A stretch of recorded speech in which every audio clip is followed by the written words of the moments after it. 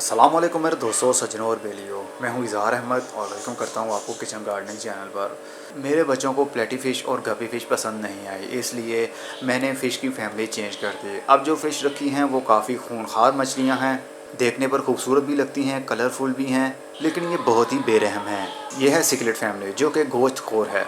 ये एक दूसरे को भी छोड़ती नहीं है। जब एक भी बीमार पड़ जाए, एक कमज़ोर पड़ जाए, तो इनके समंदर के अंदर किसी के लिए रहम नहीं है। जो कमज़ोर हुआ उसका जीने का कोई हक नहीं, बल्कि उनको खा लिया जाता है। ये है सभी ऑस्कर फ़िश। ये वाली है टाइगर ऑस्कर, और ये वाली है फायर ऑस्कर। ये वाली है अल्बिनो ऑस्कर रेड आइज़, और ये जो है येलो सिकलेट है, और पीछे भी येलो सिकलेट है। ये है छोटा सा पैरट फ़िश। ये भी सिकलेट फैमिली से ताल्लुक़ रखता है, लेकिन ये एक दूसरे के साथ रह सकते हैं, लेकिन इस समंदर के अंदर किसी के लिए रहम नहीं है। जो भी कमज़ोर हुआ उसको खा लिया जाएगा। ये है वाइट सिकलेट, रेड आइज़ होती हैं ये।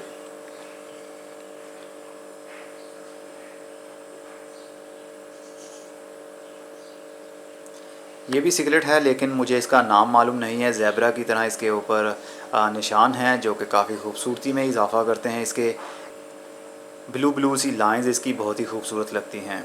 और ये है टिन फॉइल बार्ब।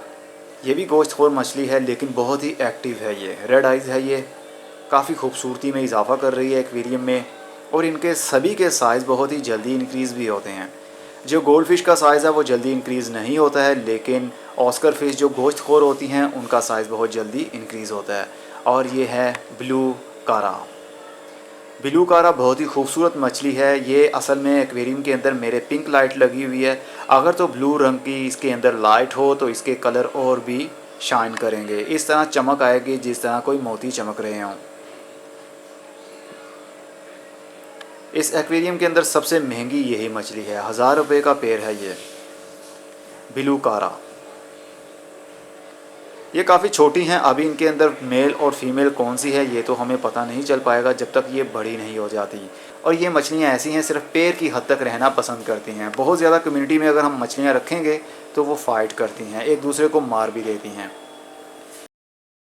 एक दूसरे के परों को वो पहले डैमेज करती हैं, काटती हैं, और उसके बाद में मछली तैरने के काबिल नहीं रहती तो देन उसको खा लिया जाता है। ये है खौफनाक समंदर। यह है मेरा छोटा सा फ्रेश वाटर ओशियन, जिसके अंदर रहम नहीं है। हर वक्त ये मछलियाँ गुस्से में रहती हैं। इनको खिलाते रहेंगे तो थोड़ी सी रिलैक्स रहती हैं ये, नहीं तो जब ये भूखी होती हैं तो एक दूसरे पर हमला करती हैं ये।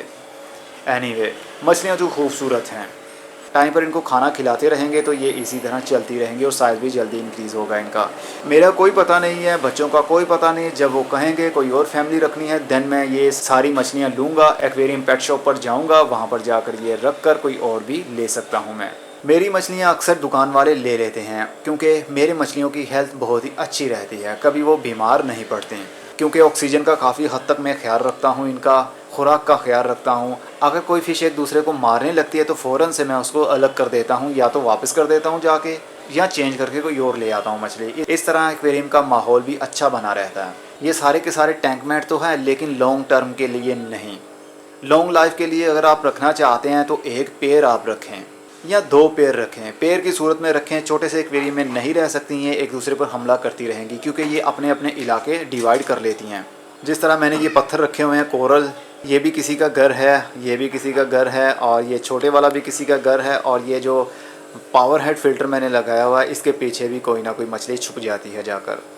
आज हम बात करेंगे एक्वेरियम का, हमने जो ग्रेवल है वो किस तरह क्लीन करना है। ओके जी, ये है वो ग्रेवल क्लीनर हमारा, जिससे हम अपनी ग्रेवल को क्लीन करेंगे। ये बहुत ही यूज़फुल टूल है, आपके पास ये होना ज़रूरी है अगर आपके पास फ़िश एक्वेरियम है तो, क्योंकि ये काफ़ी डेप्थ में होता है। ये तकरीबन 1.5 फुट डेप्थ है। पहला जो एक्वेरियम था मेरा वो 2 फुट गहरा था, तो तब मैं ये यूज़ नहीं करता था। मैनुअली पाइप से ही जब पानी को वापस लेता था तो उसी से हम ग्रेवल को क्लीन कर लेते थे, लेकिन उसके साथ साथ बजरी भी बाहर आ जाती थी। इससे ये इशू नहीं होगा, क्योंकि इसके अंदर ब्लॉकेज के लिए ये जाली भी अंदर लगाई हुई है इन्होंने, ताकि जो मछली है या ग्रेवल है, ग्रेवल तो खैर मेरी बारीक है, सैंड टाइप है, समंदर की जो बारीक बजरी होती है वो है ये, इसके अंदर जा सकती है, लेकिन हम इसका वाटर फ्लो कंट्रोल कर सकेंगे दबाकर। पाइप को दबा देंगे, वाटर फ्लो हमारा कंट्रोल हो जाएगा और ये है एयर पंप इसका। ये पानी को सक करेगा एक मरतबा और पानी यहाँ से बाहर निकलना शुरू हो जाएगा इस पाइप से। इस पानी को हम कंट्रोल भी कर सकेंगे, फ़्लो को। यहाँ से इस पाइप को बंद भी किया जा सकता है और खोला भी जा सकता है।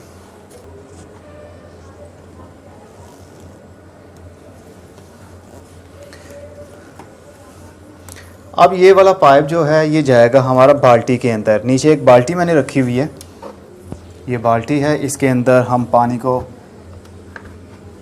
निकालेंगे। पानी के साथ साथ ग्रेवल भी क्लीन होगी। आपको क्लोज़अप करके दिखाता हूँ। ओके जी, ये वाला एरिया आप देख सकते हैं ये कितना गंदा हो चुका है। इसको हम साफ़ करेंगे। आप देखेंगे कितनी जल्दी हमारा ये क्लीनर काम करता है। इस ट्यूब को अंदर पानी के अंदर डालने के बाद में हम इसको पुश करेंगे और बाल्टी के अंदर छोड़ देंगे ताकि पानी जितना भी निकले वो सीधा बाल्टी के अंदर ही जाए।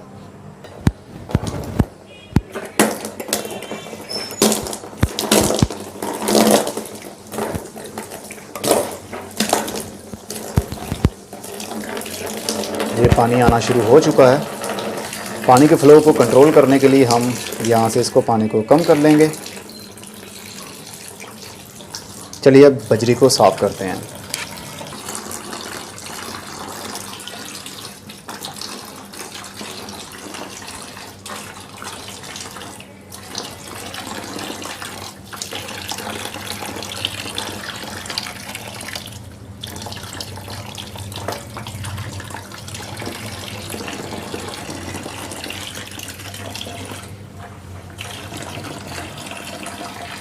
ये देख सकते हैं बजरी के अंदर जितना भी डस्ट है वो अब पानी के साथ साथ में जा रहा है पाइप में।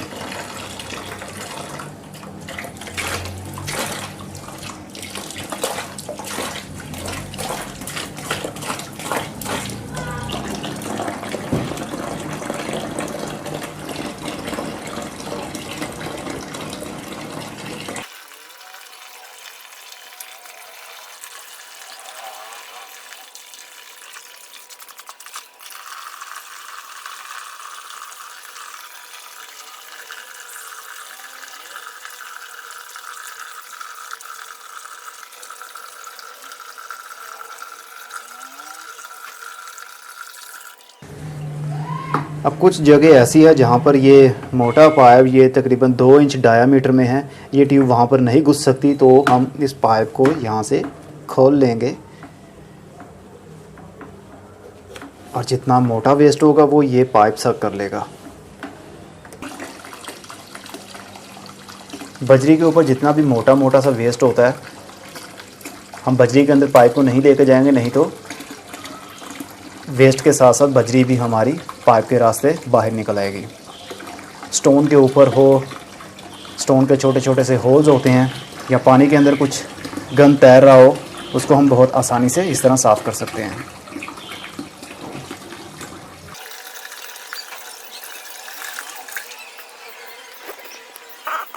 तो 25% पानी कम हो गया है, ज़्यादा पानी को चेंज भी नहीं करना चाहिए। हमारी जो ग्रेवल है वो भी नीचे से क्लीन हो गई। ये देखिए कितना वेस्ट इसका निकला है पानी का, मछलियों की पूप्स भी हैं इसी के अंदर। तो अब ये फ्रेश वाटर पानी जा रहा है इस टैंक के अंदर। 25% पानी को चेंज करना चाहिए, 7 दिन के बाद आप चेंज कर दिया करें ताकि ऑक्सीजन का लेवल अच्छा बना रहे। अगर पानी हर वक्त गंदा रहेगा तो ऑक्सीजन कम पड़ जाएगी, अमोनिया का लेवल बढ़ जाएगा, जिसकी वजह से सांस लेने में प्रॉब्लम होगी मछलियों को, देन आपकी मछलियाँ मरना शुरू हो जाती हैं। तो अब ग्रेवल तो क्लीन हो गई है। अब ये वाला मैग्नेट क्लीनर है, ये शीशे को साफ़ करने वाला है, क्योंकि शीशे के ऊपर भी काई जम जाती है, तो उसको रिमूव करने के लिए ये ग्लास क्लीनर काम आता है। इसके अंदर मैग्नेट है और बाहर एक मेटल है, इससे हमारा ग्लास भी क्लीन हो जाएगा, अंदर से भी साफ़ हो जाएगा और बाहर से भी साफ़ हो जाएगा। ये सारी चीज़ें आपको हमारे दराज स्टोर से भी मिल जाएंगी। अपने मोबाइल में दराज ऐप डाउनलोड कर लीजिए और हमारे स्टोर का विज़िट कीजिए। लिंक मैं डिस्क्रिप्शन बॉक्स में दे रहा हूँ और कमेंट बॉक्स में भी पिन कर दूँगा, तो आप वहाँ पर क्लिक करके भी हमारे स्टोर पर शिफ्ट हो सकते हैं। वहाँ पर काफ़ी सारी प्रोडक्ट्स हैं, गार्डनिंग की प्रोडक्ट्स भी आपको वहाँ से मिलेंगी और मछलियों की भी। फ्यूचर में और भी बहुत कुछ हमारे स्टोर पर अवेलेबल हो जाएगा, तो ये तो था आसान सा तरीका कि आप अपने एक्वेरियम की बजरी को किस तरह साफ़ कर सकते हैं और उसके शीशे को किस तरह साफ़ कर सकते हैं। आपको ये फ़िश फैमिली कैसी लगी कमेंट बॉक्स में ज़रूर बताइएगा। और ये जो आपको तारे हैं काफ़ी गंद दिख रहा है, ये बिल्कुल साफ़ हो जाएगा। यहाँ पर एक मैं लकड़ी का एक पीस लगाने वाला हूँ जिससे हमारी ये प्लेस हिडन हो जाएगी। अंदर तारे हों, पाइप हों, कुछ भी हो, कुछ चीज़ हमें दिखेगी नहीं। और ये वायर्स भी सिर्फ एक ही जाएगी अंदर एक्सटेंशन लीड की, और उसी के साथ में सब कुछ को अटैच कर दूँगा मैं। उम्मीद है आप भी अपने घर में अपने कमरे को डेकोरेट करने के लिए छोटा सा एक्वेरियम तो ज़रूर बनाएंगे। छोटा हो बड़ा हो आपके ऊपर डिपेंड करता है और आपकी स्पेस के ऊपर। जितनी आपके कमरे के अंदर स्पेस है, घर में स्पेस है, आप उस हिसाब से एक्वेरियम को बनवा सकते हैं। बाकी फ़िशेज़ और उसकी प्रोडक्ट्स को लेकर अगर कोई सवाल आपने पूछना हो तो कमेंट बॉक्स में पूछ सकते हैं। मैं कोशिश करूँगा जल्द से जल्द उसका जवाब भी दे दूँ आपको। अब मैं चलता हूँ, खुद हाफिज़, good bye, see you and टाटा, और अपना बहुत सा ख्याल रखिएगा। और हाँ, हो सकता है कि अगले हफ्ते कोई और नस्ल में रख लूँ, और हाँ, हो सकता है ना भी रखूँ। ये तो वक्त के साथ साथ मैं बदलता ही रहूँगा। फ़िश एक्वेरियम के अंदर फ़िल्टर किस तरह काम करता है उसकी वीडियो देखने के लिए वीडियो के ऊपर लिंक दे रहा हूँ, उसके ऊपर क्लिक करेंगे तो आप उस वीडियो में शिफ्ट हो जाएंगे। तफसील से बात की गई है एक्वेरियम का फ़िल्टर किस तरह काम करता है।